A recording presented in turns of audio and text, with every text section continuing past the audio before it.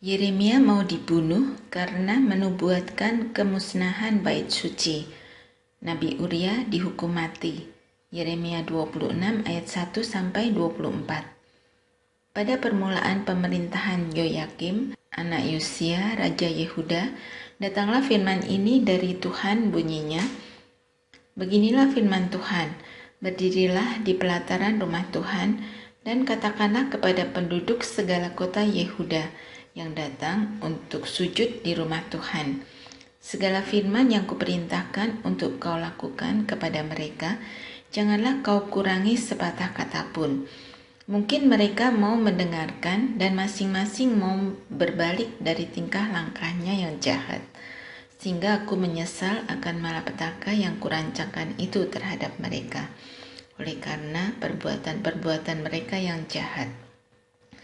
Jadi katakanlah kepada mereka, beginilah firman Tuhan, jika kamu tidak mau mendengarkan aku, tidak mau mengikuti Tauratku yang telah kubentangkan di hadapanmu, dan tidak mau mendengarkan perkataan hamba-hambaku, para nabi, yang terus-menerus kuutus kepadamu, tetapi kamu tidak mau mendengarkan, maka aku akan membuat rumah ini sama seperti Silo, dan kota ini menjadi kutuk bagi segala bangsa di bumi.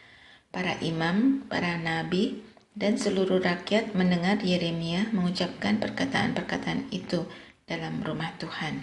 Lalu sesudah Yeremia selesai mengatakan segala apa yang diperintahkan Tuhan untuk dikatakan kepada seluruh rakyat itu, maka para imam, para nabi, dan seluruh rakyat itu menangkap dia serta berkata, "Engkau harus mati. Mengapa engkau bernubuat demi nama Tuhan dengan berkata, rumah ini akan sama seperti Silo, dan kota ini akan menjadi reruntuhan, sehingga tidak ada lagi penduduknya?" Dan seluruh rakyat berkumpul mengerumuni Yeremia di rumah Tuhan. Ketika para pemuka Yehuda mendengar tentang hal ini, pergilah mereka dari istana raja ke rumah Tuhan, lalu duduk di pintu gerbang baru di rumah Tuhan. Kemudian berkatalah para imam dan para nabi itu kepada para pemuka dan kepada seluruh rakyat itu, katanya, "Orang ini patut mendapat hukuman mati, sebab ia telah bernubuat tentang kota ini seperti yang kamu dengar dengan telingamu sendiri." Tetapi Yeremia berkata kepada segala pemuka dan kepada seluruh rakyat itu, katanya, "Tuhanlah yang telah mengutus aku supaya bernubuat tentang rumah dan kota ini, untuk menyampaikan segala perkataan yang telah kamu dengar itu. Oleh sebab itu, perbaikilah tingkah langkahmu dan perbuatanmu, dan dengarkanlah suara Tuhan Allahmu, sehingga Tuhan menyesal akan malapetaka yang diancamkannya atas kamu. Tetapi aku ini, sesungguhnya aku ada di tanganmu. Perbuatlah kepadaku apa yang baik dan benar di matamu. Hanya ketahuilah sungguh-sungguh bahwa jika kamu membunuh aku, maka kamu mendatangkan darah orang yang tak bersalah atas kamu dan atas kota ini dan penduduknya. Sebab Tuhan benar-benar mengutus aku kepadamu untuk menyampaikan segala perkataan ini kepadamu." Lalu berkatalah para pemuka dan seluruh rakyat itu kepada imam-imam dan nabi-nabi itu, "Orang ini tidak patut mendapat hukuman mati, sebab ia telah berbicara kepada kita demi nama Tuhan Allah kita." Memang beberapa orang dari para tua-tua negeri itu tampil juga ke depan dan berkata kepada kumpulan rakyat itu, katanya, "Mika, orang Moresyet itu telah bernubuat di zaman Hizkia, Raja Yehuda. Dia telah berkata kepada segenap bangsa Yehuda, beginilah firman Tuhan semesta alam, Sion akan dibajak seperti ladang, dan Yerusalem akan menjadi timbunan puing, dan gunung bait suci akan menjadi bukit yang berhutan. Apakah Hizkia, Raja Yehuda, beserta segenap Yehuda membunuh dia? Tidakkah ia takut akan Tuhan, sehingga ia memohon belas kasihan Tuhan, agar Tuhan menyesal akan malapetaka yang diancamkannya atas mereka? Dan kita, maukah kita mendatangkan malapetaka yang begitu besar atas diri kita sendiri? Ada juga seorang lain yang bernubuat demi nama Tuhan, yaitu Uria bin Semaya dari Kiryat Yearim. Dia bernubuat tentang kota dan negeri ini tepat seperti yang dikatakan Yeremia. Ketika Raja Yoyakim bersama-sama dengan segenap perwiranya dan semua pemuka mendengar perkataan orang itu, maka raja pun mencari ikhtiar untuk membunuhnya. Mendengar hal itu, maka takutlah Uria, lalu melarikan diri dan tiba di Mesir. Kemudian Raja Yoyakim menyuruh orang ke Mesir, yaitu Elnatan bin Akbor beserta beberapa orang. Mereka mengambil Uria dari Mesir dan membawanya kepada Raja Yoyakim. Raja menyuruh membunuh dia dengan pedang dan melemparkan mayatnya ke kuburan rakyat biasa. Tetapi Yeremia dilindungi oleh Ahikam bin Safan, sehingga ia tidak diserahkan ke dalam tangan rakyat untuk dibunuh. Disuruh untuk memikul kuk Babel, Yeremia 27 ayat 1 sampai 22. Pada permulaan pemerintahan Sedekia, anak Yosia, Raja Yehuda, datanglah firman ini dari Tuhan kepada Yeremia. Beginilah firman Tuhan kepadaku, buatlah tali pengikat dan gandar, lalu pasanglah itu pada tenggukmu. Kemudian kirimlah pesan kepada Raja Edom, kepada Raja Moab, kepada Raja Bani Amon, kepada Raja Tirus, dan kepada Raja Sidon, dengan perantaraan utusan-utusan yang telah datang ke Yerusalem menghadap Sedekia Raja Yehuda. Perintahkanlah mereka mengatakan kepada tuan-tuan mereka, beginilah firman Tuhan semesta alam, Allah Israel. Beginilah harus kamu katakan kepada tuan-tuanmu, akulah yang menjadikan bumi manusia dan hewan yang ada di atas muka bumi dengan kekuatanku yang besar dan dengan lenganku yang terentang, dan aku memberikannya kepada orang yang benar di mataku. Dan sekarang aku menyerahkan segala negeri ini ke dalam tangan hambaku, yakni Nebukadnezar, Raja Babel, juga binatang di padang telah kuserahkan supaya tunduk kepadanya. Segala bangsa akan takluk kepadanya dan kepada anaknya dan kepada cucunya sampai saatnya juga tiba bagi negerinya sendiri. Maka banyak bangsa dan raja-raja yang besar akan menaklukkannya. Tetapi bangsa dan kerajaan yang tidak mau takluk kepada Nebukadnezar, Raja Babel, dan yang tidak mau menyerahkan tengkuknya ke bawah kuk Raja Babel, maka bangsa itu akan kuhukum dengan pedang, kelaparan, dan penyakit sampar. Demikianlah firman Tuhan, sampai mereka kuserahkan ke dalam tangannya. Mengenai kamu, janganlah kamu mendengarkan nabi-nabimu, juru-juru tenungmu, juru-juru mimpimu, tukang-tukang ramalmu, dan tukang-tukang sihirmu yang berkata kepadamu, janganlah kamu mau takluk kepada Raja Babel. Sebab mereka bernubuat palsu kepadamu dengan maksud menjauhkan kamu dari atas tanahmu, sehingga kamu kucerai beraikan dan menjadi binasa. Tetapi bangsa yang mau menaruh tengkuknya ke bawah kuk Raja Babel dan yang takluk kepadanya, maka mereka akan kubiarkan di atas tanahnya. Demikianlah firman Tuhan, dan mereka akan mengolahnya dan diam di sana. Kepada Sedekia, Raja Yehuda, aku telah berbicara dengan cara yang sama, kataku, taruhlah tengkukmu ke bawah kuk Raja negeri Babel. Takluklah kepadanya dan kepada rakyatnya, maka kamu akan hidup.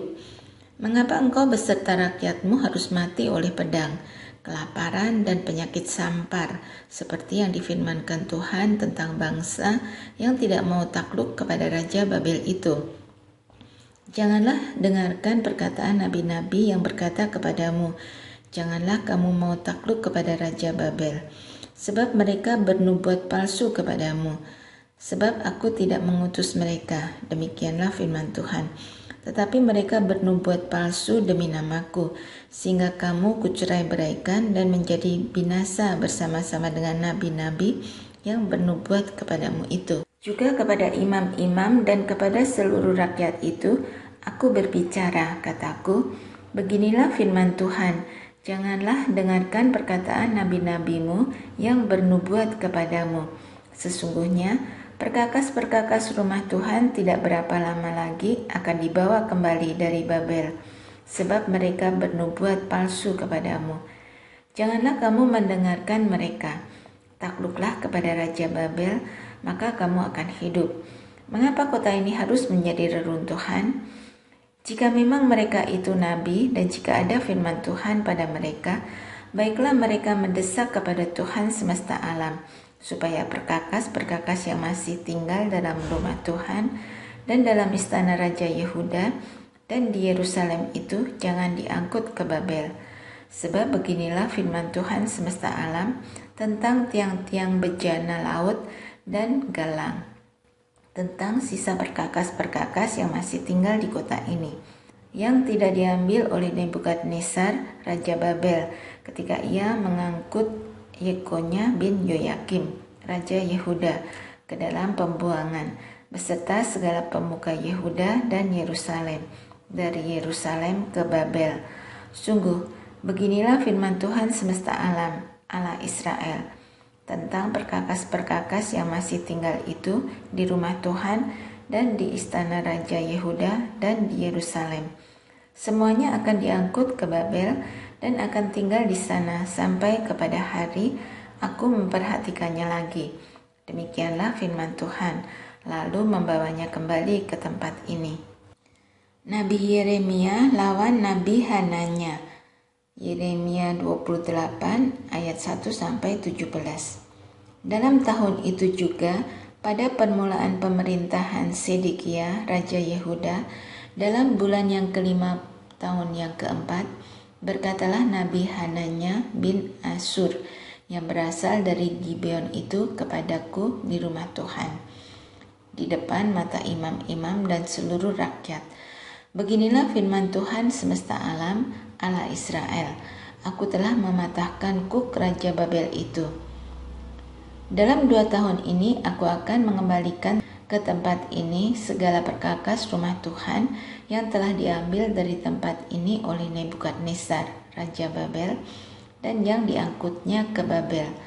Juga Yekonya bin Yoyakim Raja Yehuda beserta semua orang buangan dari Yehuda yang dibawa ke Babel akan kukembalikan ke tempat ini. Demikianlah firman Tuhan, sungguh aku akan mematahkan kuk Raja Babel itu.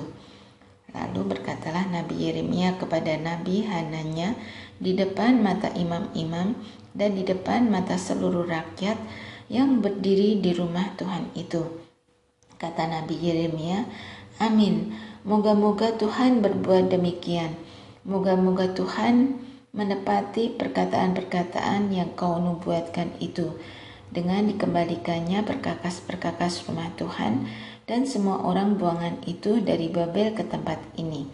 Hanya dengarkanlah hendaknya perkataan yang akan kukatakan ke telingamu dan ke telinga seluruh rakyat ini. Nabi-nabi yang ada sebelum aku dan sebelum engkau dari dahulu kala telah bernubuat kepada banyak negeri dan terhadap kerajaan-kerajaan yang besar tentang perang dan malapetaka dan penyakit sampar. Tetapi mengenai seorang nabi yang bernubuat tentang damai sejahtera, jika nubuat nabi itu digenapi, maka barulah ketahuan bahwa nabi itu benar-benar diutus oleh Tuhan. Kemudian Nabi Hananya mengambil gandar itu daripada tengkuk Nabi Yeremia, lalu mematahkannya. Berkatalah Hananya di depan mata seluruh rakyat itu, beginilah firman Tuhan, dalam 2 tahun ini, begitu jugalah aku akan mematahkan kuk Nebukadnezar Raja Babel itu daripada tengkuk segala bangsa. Tetapi pergilah Nabi Yeremia dari sana. Maka sesudah Nabi Hananya mematahkan gandar daripada tengkuk Nabi Yeremia, datanglah firman Tuhan kepada Yeremia. Pergilah mengatakan kepada Hananya, beginilah firman Tuhan, engkau telah mematahkan gandar kayu, tetapi aku akan membuat gandar besi sebagai gantinya. Sebab beginilah firman Tuhan semesta alam, Allah Israel, kuk besi akan kutaruh ke atas tengkuk segala bangsa ini, sehingga mereka takluk kepada Nebukadnezar, Raja Babel. Sungguh, mereka akan takluk kepadanya. Malahan binatang-binatang di padang telah kuserahkan kepadanya. Lalu berkatalah Nabi Yeremia kepada Nabi Hananya, Dengarkanlah, hai Hananya, Tuhan tidak mengutus engkau, tetapi engkau telah membuat bangsa ini percaya kepada dusta. Sebab itu, beginilah firman Tuhan, sesungguhnya aku menyuruh engkau pergi dari muka bumi. Tahun ini juga engkau akan mati, sebab engkau telah mengajak murtad terhadap Tuhan. Maka matilah Nabi Hananya dalam tahun itu juga, pada bulan yang ke-7. Surat kiriman kepada orang-orang buangan di Babel, Yeremia 29 ayat 1 sampai 23. Beginilah bunyi surat yang dikirim oleh Nabi Yeremia dari Yerusalem kepada tua-tua di antara orang buangan, kepada imam-imam, kepada nabi-nabi, dan kepada seluruh rakyat yang telah diangkut ke dalam pembuangan oleh Nebukadnezar dari Yerusalem ke Babel. Itu terjadi sesudah Raja Yekonya beserta ibu suri, pegawai-pegawai istana, pemuka-pemuka Yehuda dan Yerusalem, tukang dan pandai besi telah keluar dari Yerusalem. Surat itu dikirim dengan perantaraan Elasa bin Safan dan Gemaria bin Hilkiah yang diutus oleh Sedekia, Raja Yehuda, ke Babel, kepada Nebukadnezar, Raja Babel. Bunyinya, beginilah firman Tuhan semesta alam, Allah Israel, kepada semua orang buangan yang diangkut ke dalam pembuangan dari Yerusalem ke Babel, dirikanlah rumah untuk kamu diami, buatlah kebun untuk kamu nikmati hasilnya. Ambillah istri untuk memperanakkan anak laki-laki dan perempuan. Ambilkanlah istri bagi anakmu laki-laki, dan carikanlah suami bagi anakmu perempuan, supaya mereka melahirkan anak laki-laki dan perempuan, agar di sana kamu bertambah banyak dan jangan berkurang. Usahakanlah kesejahteraan kota kemana kamu aku buang, dan berdoalah untuk kota itu kepada Tuhan, sebab kesejahteraannya adalah kesejahteraanmu. Sungguh, beginilah firman Tuhan semesta alam, Allah Israel. Janganlah kamu diperdayakan oleh nabi-nabimu yang ada di tengah-tengahmu dan oleh juru-juru tenungmu, dan janganlah kamu dengarkan mimpi-mimpi yang mereka mimpikan, sebab mereka bernubuat palsu kepadamu demi namaku. Aku tidak mengutus mereka, demikianlah firman Tuhan. Sebab beginilah firman Tuhan, apabila telah genap 70 tahun bagi Babel, barulah aku memperhatikan kamu. Aku akan menepati janjiku itu kepadamu dengan mengembalikan kamu ke tempat ini. Sebab aku ini mengetahui rancangan-rancangan apa yang ada padaku mengenai kamu. Demikianlah firman Tuhan, yaitu rancangan damai sejahtera dan bukan rancangan kecelakaan, untuk memberikan kepadamu hari depan yang penuh harapan. Dan apabila kamu berseru dan datang untuk berdoa kepadaku, maka aku akan mendengarkan kamu. Apabila kamu mencari aku, kamu akan menemukan aku. Apabila kamu menanyakan aku dengan segenap hati, aku akan memberi kamu menemukan aku. Demikianlah firman Tuhan. Dan aku akan memulihkan keadaanmu, dan akan mengumpulkan kamu dari antara segala bangsa, dan dari segala tempat kemana kamu telah kucerai-beraikan. Demikianlah firman Tuhan. Dan aku akan mengembalikan kamu ke tempat yang dari mana aku telah membuang kamu. Memang kamu berkata, Tuhan telah membangkitkan nabi-nabi bagi kami di Babel. Sungguh, beginilah firman Tuhan tentang raja yang duduk di atas tahta Daud, dan tentang seluruh rakyat yang diam di kota ini, yakni saudara-saudaramu yang tidak keluar beserta kamu ke dalam pembuangan. Beginilah firman Tuhan semesta alam. Sesungguhnya aku akan mengirim pedang kelaparan dan penyakit sampar ke antara mereka. Dan aku akan membuat mereka seperti buah ara yang busuk, dan demikian jeleknya, sehingga tidak dapat dimakan. Aku akan mengejar mereka dengan pedang, kelaparan, dan penyakit sampar, dan aku akan membuat mereka menjadi kengerian bagi segala kerajaan di bumi, menjadi kutuk, kedahsyatan, suitan, dan aib di antara segala bangsa kemana mereka kucerai-beraikan. Sebagai ganjaran bahwa mereka tidak mendengarkan perkataanku, demikianlah firman Tuhan, yang telah kusampaikan kepada mereka terus-menerus dengan perantaraan hamba-hambaku, yakni para nabi, tetapi kamu tidak mendengarkannya. Demikianlah firman Tuhan. Tetapi dengarkanlah firman Tuhan, hai kamu semua orang buangan yang telah kukirim dari Yerusalem ke Babel.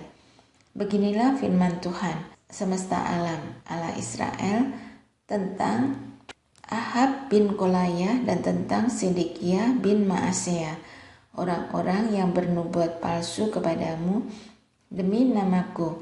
Sesungguhnya aku akan menyerahkan mereka ke dalam tangan Nebukadnezar, Raja Babel, yang akan memarang mereka mati di depan matamu sendiri.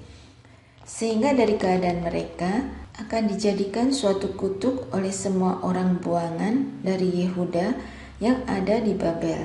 Demikian, biarlah Tuhan memperlakukan kamu seperti Sedekia dan Ahab yang telah dipanggang oleh Raja negeri Babel di dalam api.